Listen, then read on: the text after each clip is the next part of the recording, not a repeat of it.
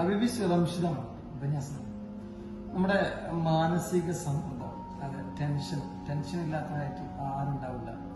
ടെൻഷന് ജാതിയോ മതമോ രാഷ്ട്രീയമോ അങ്ങനെയൊന്നുമില്ല. ആർക്കും വേണമെങ്കിലും ടെൻഷൻ ഉണ്ടാവും, എപ്പോൾ ഉണ്ടാവും.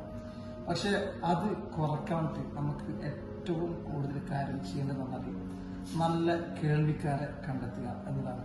അതായത് നമുക്ക് എന്തെങ്കിലും ടെൻഷൻ ഉണ്ടാകുമ്പോൾ നമുക്ക് നമ്മുടെ കാര്യങ്ങൾ പറയാൻ വേണ്ടി കൂട്ടുകാരോ ഫ്രണ്ട്സോ കുടുംബത്തിലോ ഭാര്യയോ അങ്ങനെ ആരെങ്കിലും ഒരാളെ നമ്മൾ തീർച്ചയായിട്ടും ഒരാളെ കണ്ടെത്തുക. നമ്മുടെ എല്ലാ കാര്യങ്ങളും പറയാൻ പറ്റുന്ന ഒരാൾ, അങ്ങനെ ഒരാളുണ്ടെങ്കിൽ നമ്മുടെ ടെൻഷൻ പകുതി കളി. പ്രത്യേകിച്ച് ഒരു കാര്യം പറയുകയാണെങ്കിൽ നമ്മളിപ്പോൾ ഒരു വാഹനത്തിലൊക്കെ സഞ്ചരിക്കുന്ന ആളാണ് നമ്മളെല്ലാവരും. 2 വീലറിലും 4 വീലറിലും സഞ്ചരിക്കുന്ന ആൾക്കാരാണ്.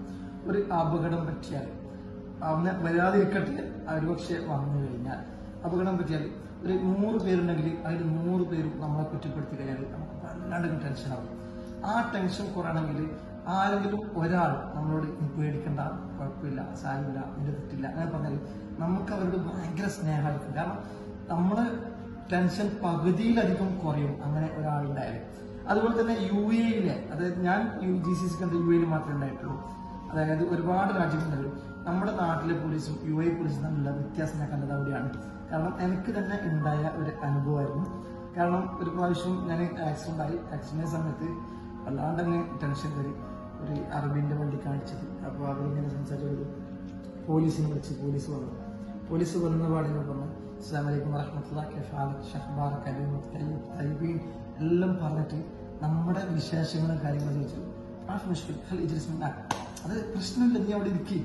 കാരണം അവരുടെ അടുത്തുനിന്ന് അങ്ങനെ ആ ഒരു രീതി കിട്ടുമ്പോൾ നമ്മളുടെ ടെൻഷൻ പകുതി കുറയുന്നുണ്ട്.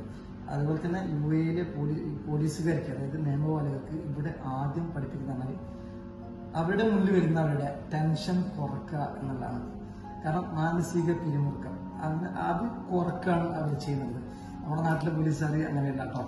അപ്പൊ എന്തായാലും നമ്മൾ ഇന്ന് ചെയ്യേണ്ടതാണ്, ഇനി മുതൽ നമ്മൾ ഒരാൾക്ക് എന്തെങ്കിലും വിഷയം പറ്റിയിട്ടുണ്ടെങ്കിൽ, എന്തെങ്കിലും പ്രശ്നം പറ്റിയിട്ടുണ്ടെങ്കിൽ നമ്മളോട് അവരുടെ കാര്യം പറയുമ്പോൾ നമ്മൾ സാധാരണക്കാരെന്താ പറയാൻ സാരമില്ല, റെഡിയാവും. പക്ഷെ അതിനേക്കാൾ ഉത്തമമായ മറ്റൊരു വാക്കുണ്ട്, നീ പേടിക്കണ്ട, നിന്റെ കൂടെ ഞാനുണ്ട് എന്നുള്ളത്. അങ്ങനെ ആയിരിക്കണം നമ്മൾ പറയേണ്ടത്. Bye, see you. അസ്സലാമു അലൈക്കും.